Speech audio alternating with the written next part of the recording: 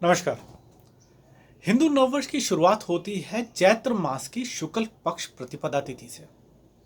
और the moment जब ये प्रतिपदा तिथि आरंभ हो रही है, अगर हम उस मोमेंट का चार्ट कास्ट करें तो वो चार्ट हमारे लिए वर्षफल का काम करता है। इस ब्रह्मांड के वर्षफल का काम करता है, इस पृथ्वी के वर्षफल का काम करता है कि इस पृथ्वी पे आने वाले एक साल में किस प्रकार की घटनाएं घटने वाली हैं। इस साल प्रतिपदा तिथि का आरंभ होता है 12 अप्रैल 2021 को रात को 8 बजे। और उस समय का अगर हम चार्ट कास्ट करते हैं तो हमें मिलता है टॉरस असेंडेंट यानी कि वृष लग्न। लग्न के अंदर मंगल और राहु प्लेस्ड हैं। 12th हाउस के अंदर वीनस, 11th हाउस में सन, मून और डेबिलिटेटेड यानी कि नीच के बुध वहां पे प्लेस्ड हैं। 10th हाउस के अंदर बृहस्पति यानी कि जुपिटर और 9th हाउस के अंदर 9th भाव के स्वामी सैटर्न यानी कि शनि और 7th हाउस के अंदर केतु प्लेस्ड है।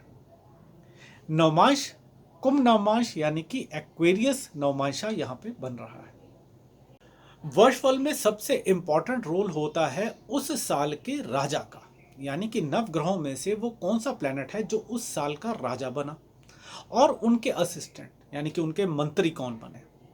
तो इस साल ज्योतिष की गणनाओं के अनुसार राजा हैं मार्स यानी कि मंगल और मंत्री भी मार्स यानी कि मंगल है। तो यहां वर्ष के रिजल्ट्स क्या मिलेंगे? वर्ष के रिजल्ट्स मिलेंगे वर्षफल कुंडली के अनुसार और उस साल का जो राजा है यानी कि जो रूलिंग प्लैनेट है उनकी नेचुरल सिग्निफिकेशंस के अनुसार। तो इस साल के राजा कौन हुए? मार्स यानी कि मंगल। तो पूरे वर्ष के रिजल्ट मार्स की नेचुरल सिग्निफिकेशंस के अकॉर्डिंगली मिलेंगे। अगर हम पॉजिटिव वे में लें तो मार्स रिप्रेजेंट करेज, वेलर, ये हिम्मत और पराक्रम को जहां दर्शाता है वहीं ये पॉजिटिव एटीट्यूड को भी दर्शाता है। लेकिन अगर हम वर्षफल कुंडली में देखें तो ये मंगल 12th लॉर्ड और 7th लॉर्ड होकर के लग्न में बैठा है, वो भी राहु के साथ, यानी कि ये मंगल वर्षफल में पीड़ित है। तो मंगल अगर पीड़ित है तो डेफिनेटली वो अपने अच्छे रिजल्ट्स तो नहीं दे पाएगा। तो ऐसे केस के अंदर मार्स के नेगेटिव रिजल्ट्स वो ज्यादा देखने को मिलेंगे। तो मार्स जो एग्रेशन का कारक है, डिस्प्यूट, एक्सीडेंट्स, मंगल अग्नि को भी दर्शाता है तो आग लगने की संभावना है। मंगल भूमि कारक भी है तो भूमि से संबंधित नेचुरल क्लैमिटीज जैसे अर्थक्वेक, लैंडस्लाइड, वॉल्केनो, ये सब देखने को मिलेगा इस साल। मंगल और राहु का कॉम्बिनेशन, जैसे मैंने अपने पहले के वीडियो में भी बताया कि ये एक इन्फेक्शन का कॉम्बिनेशन है, तो इन्फेक्शन अपने पीक पे होगा इस साल। अगर हम वर्षफल कुंडली को देखें तो यहाँ पे लग्ना लॉर्ड वीनस वो 12th हाउस में जा रहे हैं और 12th लॉर्ड मार्स वो लग्न में आ रहे हैं, यानी कि मंगल और शुक्र ये दोनों एक दूसरे की राशि में प्लेस्ड है और कॉम्बिनेशन बना लग्न का और 12वें भाव का। 12वां भाव जो नुकसान को रिप्रेजेंट करता है, व्यय को रिप्रेजेंट करता है। 12th house also represent hospital और वीनस वहां पे प्लेस्ड हैं जो वर्षफल कुंडली के 6th लॉर्ड हैं, यानी कि बीमारी के घर के स्वामी।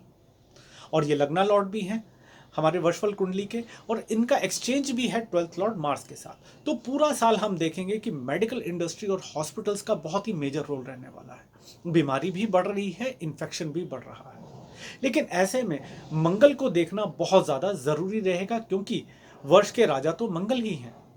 मार्स यानी कि मंगल ट्रांजिट के अंदर जब कभी किसी मैलेफिक प्लैनेट के साथ कॉम्बिनेशन बनाएंगे तो उनके मैलेफिक रिजल्ट्स देखने को मिलेंगे।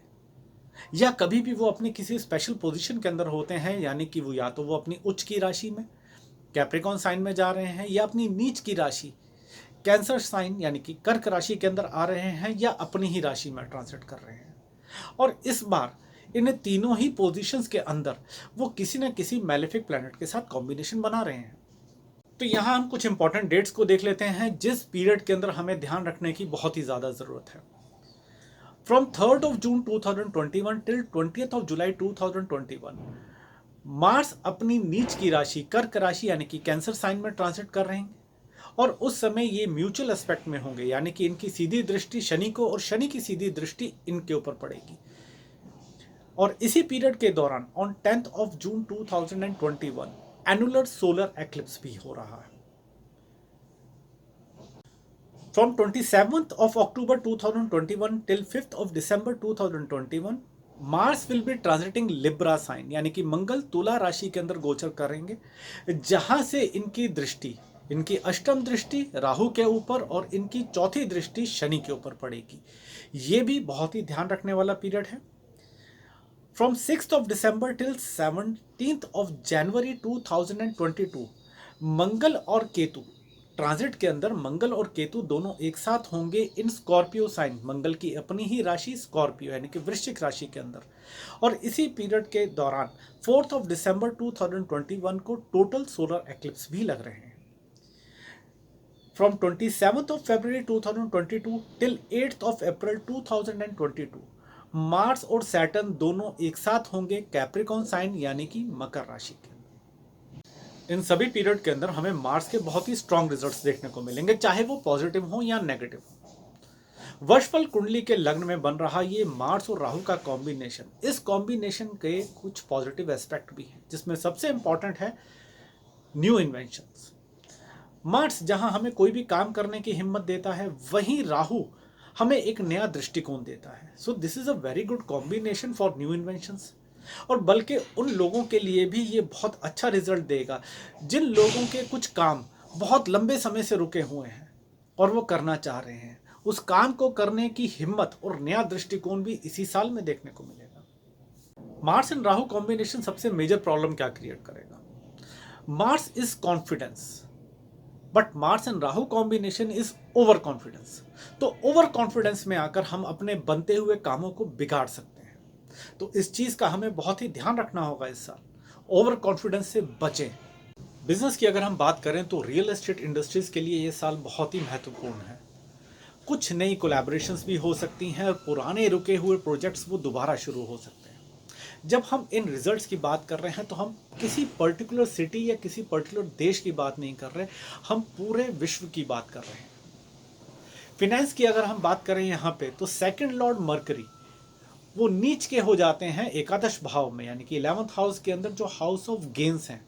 तो डेफिनेटली भले ही वो नीच के हो रहे हों, लेकिन धन भाव का स्वामी गेन्स में तो जा ही रहा है। तो फिनेंशियली भी ये साल अच्छा होने वाला है। लेकिन यही मरकरी 5th लॉर्ड भी हैं जो कि एजुकेशन को रिप्रेजेंट करता है, एजुकेशनल इंस्टीट्यूट्स को रिप्रेजेंट करता है। उसका यहाँ पे नीच का हो जाना एजुकेशन इंडस्ट्री के ऊपर एक प्रेशर बनता हुआ दिखा रहा है। बैंकिंग सेक्टर और स्टॉक मार्केट के अंदर भी काफी हलचल रहेगी और एक प्रेशर बनता हुआ दिखेगा। Second house is also expected bye Jupiter जो धन के कारक हैं, फिनेंस के कारक हैं। तो उस वजह से भी यहाँ पे इस साल फिनेंस के अंदर अच्छे रिजल्ट्स हमें देखने को मिलेंगे। Saturn 9th Lord 9th house के अंदर प्लेस्ड है जो हमारी जुडिशरी को रिप्रेजेंट करता है। तो कुछ नए और स्ट्रिक्ट लॉज यहाँ पे बनते हुए नजर आ रहे हैं। राजा केवल डिसीजन लेता है लेकिन काम तो उनके मंत्री करते हैं। इस साल क्या हो रहा है? राजा भी मंगल और मंत्री भी मंगल। तो डिसीजन तो सख्त होंगे ही होंगे, लॉ तो सख्त होंगे ही होंगे, उनको बहुत ही सख्ती से फॉलो भी करवाया जाएगा। तो ये कुछ मेजर रिजल्ट्स हैं जो इस साल हमें देखने को मिलेंगे। मंत्र एक ही है कि अपने एग्रेशन को कंट्रोल में रखिए, थिंक बिफोर यू रिएक्ट। और खास करके वो लोग जिनकी मंगल या राहु की महादशा या अंतरदशा चल रही है। तो आज के लिए इतना ही।